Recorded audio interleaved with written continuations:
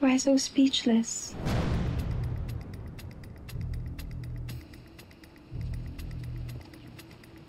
Are you also thinking of that unforgettable night? Hindi ko na alam ano kailangan namin gawin to save our marriage. Don't be too hard on yourself, Will. It's important. Because you're trying. Di ba nga nililigawan mo siya ulit? You're doing your best. Ngayon, kung nagmamatigas pa rin sa Joy, baka siya na yung problema. I just know I have to keep trying. No, Wilfred. I think it's about time na hayaan mo na muna si Joy. Hayaan mo siya yung umayos ng problema ng dalawa. Hindi mo ikaw. Ang problema kasi, she's taking me for granted.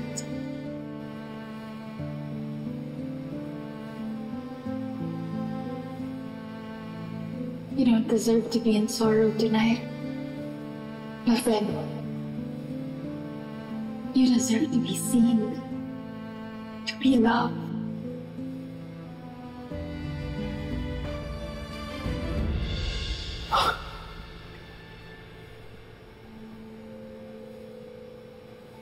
Hey,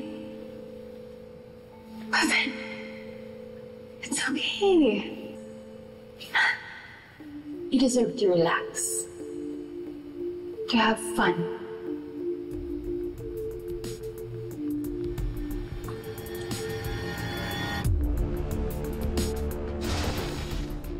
Something you know very well, I can give you.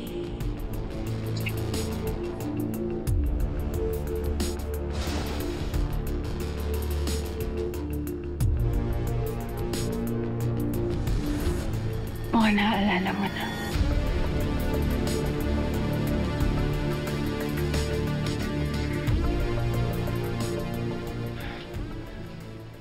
Carol,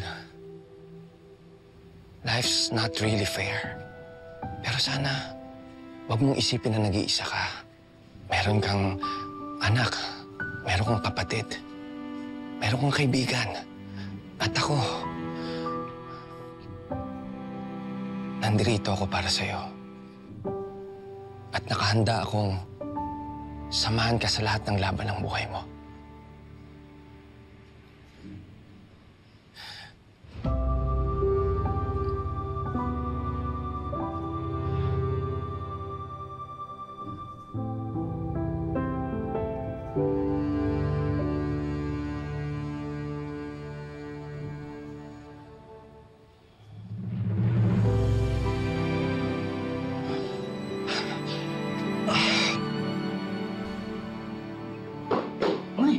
No!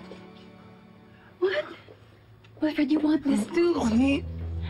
No! I said no! Wilfred, come on. I can see it in your eyes. You want this. You want this as much as I do. So bakit mo ba pinipigilan yung sarili mo? Ronnie!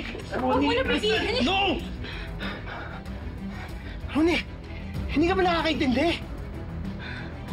Ano ba problema mo? Wilfred, you've been a free man for the longest time.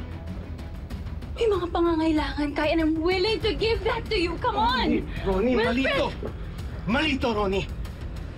Bakit mali? Tell me, bakit mali? Why can't you give me a decent answer? Wilfred, almost all my life, wala akong ibang ginawa kundi mahalin ka. Ito lang yung hinihiling ko. Just another chance to make you love me again. Pero bakit hindi mo ako mapagbigyan? Dennis, alam mo naman na na-appreciate ko lahat ng ginagawa mo para sa akin, di ba? Dennis, hindi lang kasi talaga ako handang makipagrelasyon ngayon. Wala pa talaga sa isip ko yung mga bagay na yan.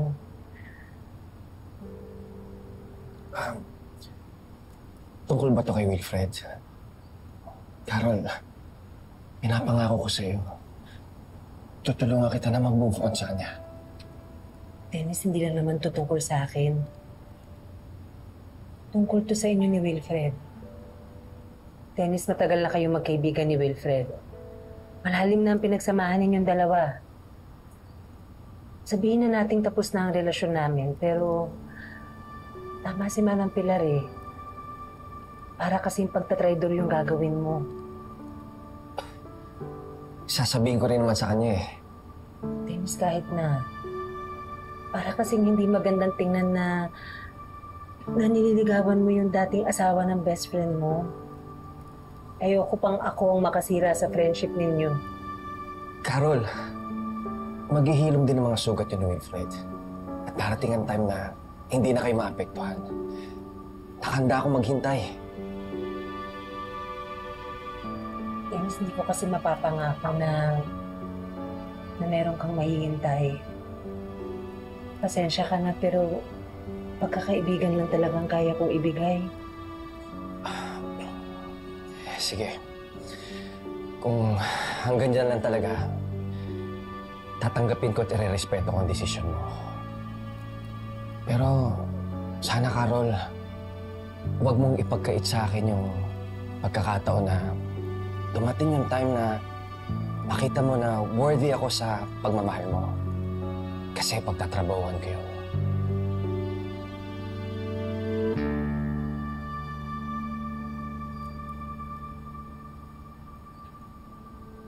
O, magkape muna kayo.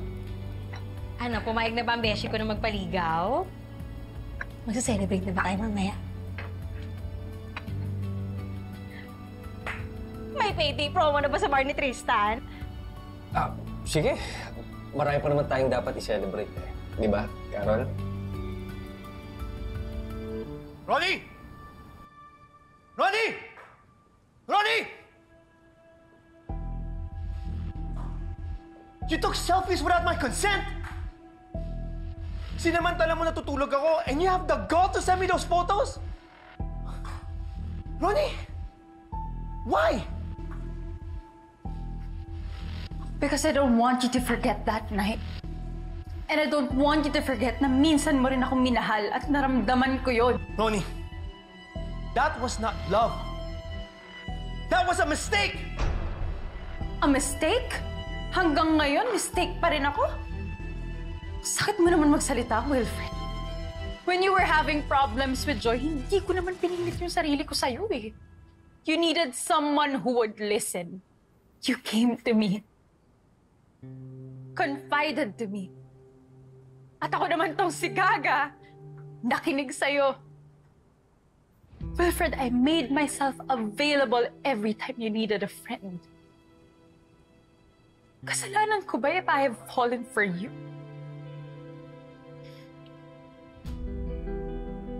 Ronnie, whatever happened between us, tapos na yun. And I apologize.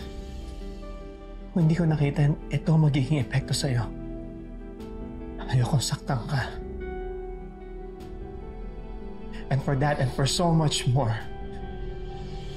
Ronnie, I'm sorry. Apologies won't fix this, Wilfred. Another shot at love would. Hindi na pwede mangyari yun. Ronnie, kinakain na ako ng konsensya ko. Can't you see? Even in the US na naging tayo, guilty ako sa nangyari and I can't even talk to Amber about it. Hindi ko na alam kung paano papaliwanag pa sa'yo to eh. So, ganun na lang yon? Ganun na lang yon? You're dumping me because it's no longer convenient for you? O baka naman you're reserving yourself for that ex-convict? Ronnie, labas si Carol sa usapan na to. Hindi ko na lang paano ipapaliwanag pa sa'yo to eh. Yeah! Explain to me how you can have a relationship with that criminal involved ka siya sa pagkamatay ni Joy! Napupunta itong usapan na to eh! Just get rid of those photos, will you? And stop holding on to something that will never happen again! Whatever happened between us, kalimutan mo na yun. You'll regret this, Wilfred. I swear, pagsisisihan mo to.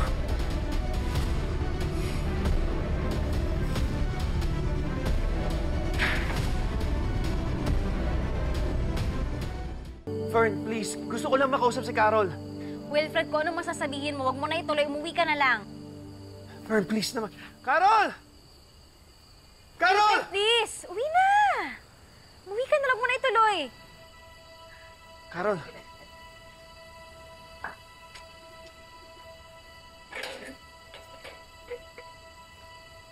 Bakit? Carol. I don't know why I'm here or why I'm doing this, pero pakiramdam ko, kailangan ko magpaliwanag sa'yo.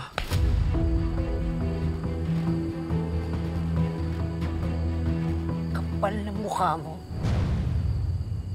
All this time, galit na galit ka sa akin dahil sa sikreto ko. Oo, tinago ko yung pangalan ko, yung pagkatao ko, pero ikaw, tinago mo yung affair niyo ni Ronnie. Carol,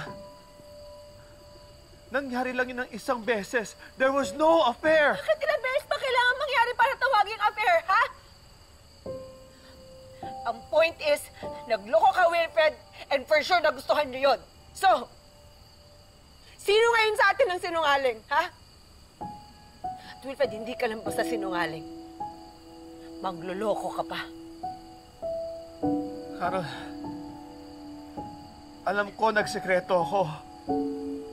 Pero ikaw, Carol, kahit kailan hindi kita niloko, maniwala ka sa akin. Ako maniniwala sa'yo. Wilfred, ginawa mo rin to sa una mong asawa. Kaya nga naglasing si Ma'am Joy nung gabing yun, di ba? Akala ko nakainom lang siya, kaya kung ano-anong pinagsasasabi niya, ngayon na-gets ko na. Napakasamahan ninyo ni Ronnie. Please, makinig ka muna sa akin. Wilfred, ikaw makinig sa akin. Ilang taon kong tiniis yung kagagahan ng babaeng yan. Kaya pala simulat sa pool, ang laki na ng galit niya sa akin. Kasi may claim naman pala talaga siya sa'yo. Wilfred, sabihin mo nga sa akin. May relasyon pa ba kayo nung kasal tayo? Carol, wala. Carol, hindi ko magagawa sa'yo yun. And you knew how much I pushed Ronnie away from our lives. Kung pagsalitaan mo ako, kung hamakin mo ako, nun pakiramdam ko ako yung pinakamasamang asawa sa buong mundo. Akala mo ang linis-linis mo, pero yung pala, mas malala ka pa. Ikaw yung may kabit. At hinayaan mong bastos-bastusin ako ng kabit mo ng paulit-ulit. Kaya magsama kayong dalawa, mga walang hiya kayo! Carol! Carol, please, mali yung... Carol!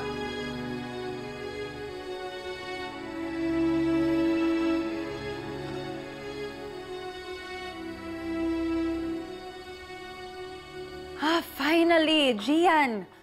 Ang tagal mo naman sumagot. Ano bang ginagawa mo? Patulog na. Bakit? Wag muna. Sabay na tayo matulog later. So come on over and let's celebrate. Anong okasyon? Ano pa ba? My victory! Alam mo, dahil sa ginawa ko, sigurado ko hinding-hindi na magkakabalikan si Carol at Wilfred. So halika na, pumunta ka na dito and let's celebrate. Let's have some fun! No. Mag-celebrate ka mag-isa mo. Nakalimutan mo na ba kagad? Yung mga sinabi ko sa'yo? Pagod na akong maging sunod-sunuran sa'yo. Okay. Looks like someone's still nursing their hurting ego. Pero sure naman ako babalik at babalik ka sa akin. Because I am such a charismatic magnet. You mean a charismatic, manipulative narcissist girl? Gusto mo talaga magkapikunan tayo no? Fine. Dahil positive ako na magkakabalikan kami ni Wilfred. Here's something for you. You are nothing but trash to me. You're such a mood killer.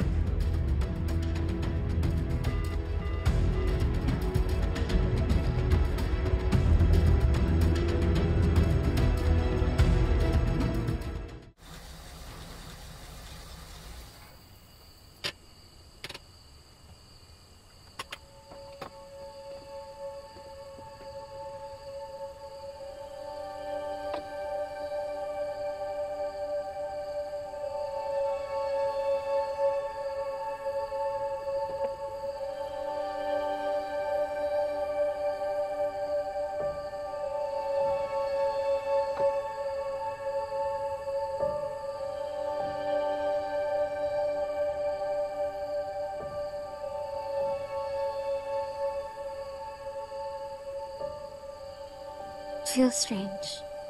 It's the same house, but it doesn't feel like home anymore. Sorry. Kailangan mo pa atang balikan yung bar mo. Sige. Amber.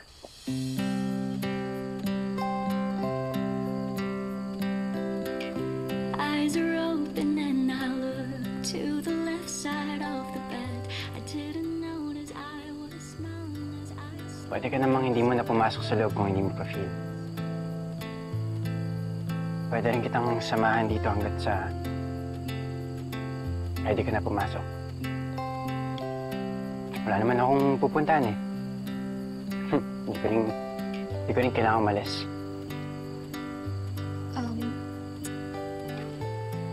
I know that we're not close anymore. But I really, really appreciate yung pakikinig mo sa akin and yung paghatid mo sa akin dito. Hindi ka naman naiba sa akin, Amber. Marami na tayong na-witness ang kapagdaan ng drama sa buhay ng isa't isa. Kaya kung kailangan mo lang ng kasama, kausap, at makikinig, nandito lang ako. Nandito pa rin ako tulad ng dati. It's okay. I really have to go now. It's been a long night.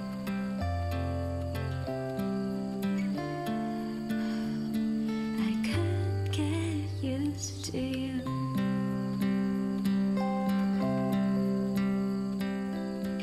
Cheeks are aching as I grin to your Amber? Amber, baka pwede tayo mag-usap. Talaga ba, Dad? While you're drinking like that? No, tatapusin ko na to. No! Ituloy mo na yan.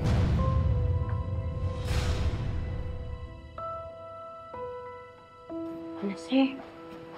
Ano pong nangyari? Nag-away kayo ni Amber? Ano ka ba? Sorry po, sir. Curious lang po. Just leave me alone.